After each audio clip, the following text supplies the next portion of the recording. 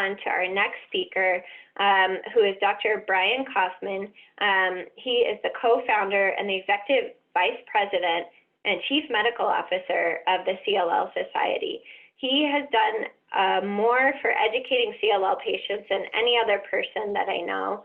And we're really happy to have him speaking today, and really love working with him and helping us to bring such good education to all of our patients.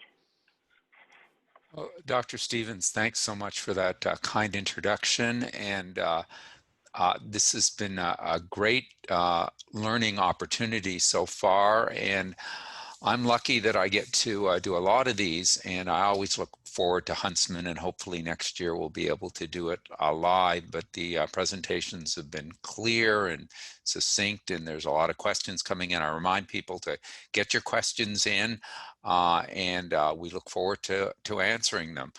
Yeah, I also really want to thank the participants, and this is how you handle your CLL. You have to know about the disease. You have to become more expert yourself, and don't expect to get it all from 1 2-hour educational forum.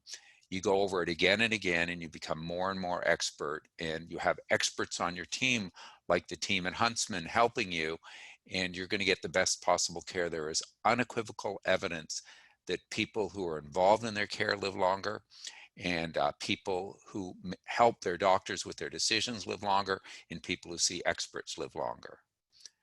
So I'm going to talk a little bit about self-advocacy. I'm going to give you some practical tips. I'm going to try to increase our odds of staying alive with CLL, and you've already taken that first step by attending this. And I'm going to talk a little bit about shared medical decision making. So let me start with my story, and a number of you have heard this before, but it keeps evolving because now I'm about 16 years out from my CLL, and as you learned from Dr. Who, I have almost all the bad markers that you could want, and yet despite that, and despite a failed bone marrow transplant, I'm alive and very well. And why is because I was an early adopter of clinical trials. I jumped onto a phase 1 trial before ibrutinib even had a name. It was just letters and numbers, PCI 32765. I got 7 years out of that. And Dr. Who showed you those Kaplan-Meier curves about how many people do well and how many people don't, but I beat the curves. The curves predict for groups, not for individuals, and I did way better than was predicted. When I did start progressing on ibrutinib, I switched to CAR T therapy, very, very similar to the trial that Dr. Stevens just talked about. And I have to admit I had a difficult course, but now, and I realized I left a 0 out of this, when they retested my blood and bone marrow, I have less than 1 in a million CLL cells by next generation sequencing. So I'm pretty happy with that. So how did I beat the odds? I refused some treatments. The first doctors I said, get on chemotherapy. Now remember, this was almost 16 years ago. At that time, there was no ibrutinib, there was no venetoclax, there was no CAR T, there was no nothing.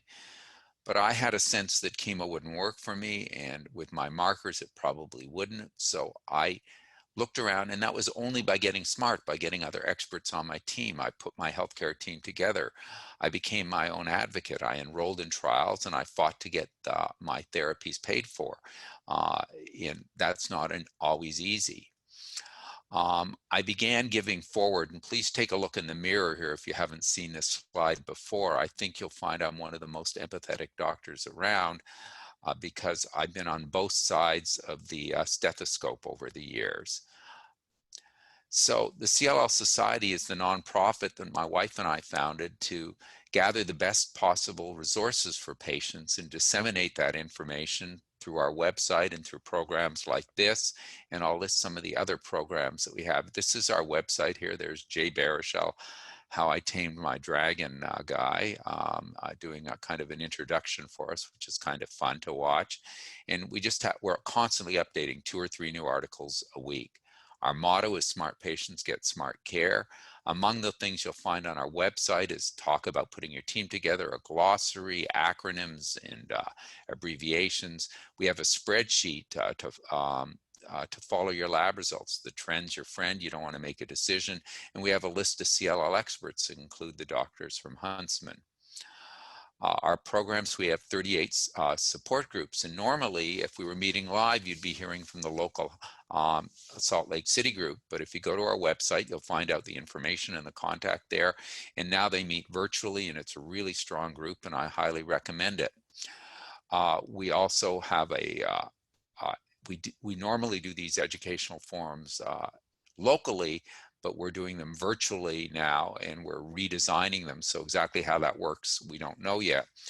We do offer, we attend all the conferences. ASH, the American Society of Hematology meeting, is coming up, and we'll be presenting our research on the patient story there, but we'll also be interviewing doctors like Dr. Stevens on her research and what's going on, and presenting that to you in a patient-friendly way.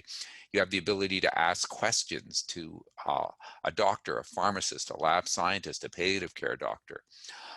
We have a toolkit that can help you. We have all kinds of information on testing before treat that Dr. Hu covered, because often in the community that's not being done.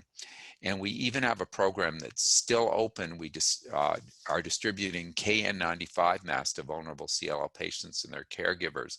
We went through the first 2,000 masks in 24 hours, but we have another batch of 1,000 in. So if you hurry, we have those for you too. Let me talk about how to be your own best advocate and how to save our own lives and maybe help and save the lives of others. I think the first thing you need to do is have knowledge of yourself. You need to know a little bit about your cancer, and that's what this is about. You need to know your own strengths and weaknesses. You need to know what kind of support you have, and you need your own bottom line. Some people are thrilled with the idea that they can take a pill and they don't mind taking it forever, and that's not an issue. And other people want 6 months and done, and you have to know what's important to you. Some people dread the idea of chemotherapy, and other people just want it over with. So you have to know what your own bottom line is. But you have to know beyond yourself. You have to know, does your team have access to novel therapies and clinical trials? Obviously, it's Huntsman that's the case, but that's not always the case everywhere. I was lucky to see expert CLL docs in Southern California, where some of the top CLL docs are, but the trials that I wanted weren't available for me at that time. I got into CAR T therapy very, very early and had to go up to Seattle Hutch to do that. So you have to be prepared to do that. Not everybody's willing to do that. You have to fight to get things covered by your insurance, and whether that's private insurance or Medicare or Medicaid, you have to know what those external challenges are. I put together a list of 12 commandments in terms of how to manage your CLL. The first thing, and I've touched on this already, is build your own team. We have help on that. One of the things that you've heard over and over again, this is a slow or indolent cancer. You have time, but you don't have forever. So start what we call front loading your knowledge. Know what you need to do in advance. You're underreact to things. You're going to get good news and bad news. This is a long haul. It's a marathon. You've heard that expression before. Expect the unexpected. Don't expect to control everything. Actions and even inactions all have their risks. This is, I highlighted because it's the most important thing that I found in my personal journey. And that is, you need to make difficult decisions with imperfect knowledge and contradictory advice. That is because CLL is not a cookie cutter disease. We say at the CLL Society, if you know one CLL patient, you know one CLL patient. Everybody is different. Everybody's story is different. And it's critical that you understand that and know that two doctors may not agree in the most well-meaning and authoritative kind of way. They may not agree. You need to think laterally, think outside the box, look at new ways of approaching things. You need to get involved in a support group. Money does matter. Remember, your life isn't just CLL. Remember to give forward and stay strong. We are all in this together. Just briefly on shared decision making. In the old days, the doctor came in, presented the information, hopefully in patient-friendly terms, and the patient brought their needs and values, and together they made a decision. now I think all the providers would tell you that it's not just the doctor in the room. Often it's people who shouldn't be in the room, like Dr. Google and things that they've read on the internet, but sometimes it's very helpful things, bluntly, like the CLL Society or LLS or LRF, and other people have got information or they've heard about a clinical trial. So all of these facts go into this, and then the needs and values of the patient moves forward on that.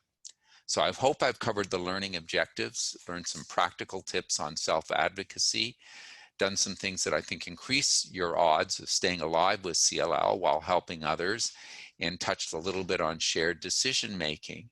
And with that, we'll pull in all our panelists. And I thank again Huntsman and the University of Utah for this opportunity. And mostly I thank the patients for attending this and being here.